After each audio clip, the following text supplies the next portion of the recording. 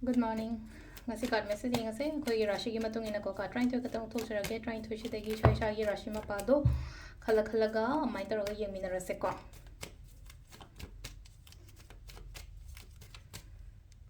ndo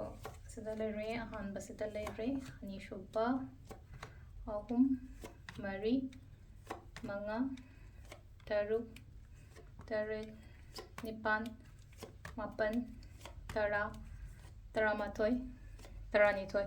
Khoi ahanba ko akhoi mesh rashi ko mesh rashi gena kaino ko mesh rashi gena sile daw yagani ko ngasi se good luck ki card ne ko thole se good luck nang khaliba nang pami ba do phangani ko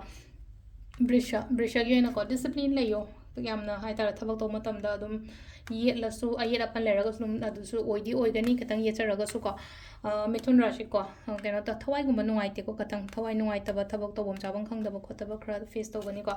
aduga sisina khoi karka rashi na khallaga ningaga leiba mayam do tawgada ba oina oire ko singha gi na harga chatluba thabak tawluba thabak ta mai pa kani ko kaino gi oina kaina gi oina silai se khallaga ningaga leiriba thabak to pangthok se ko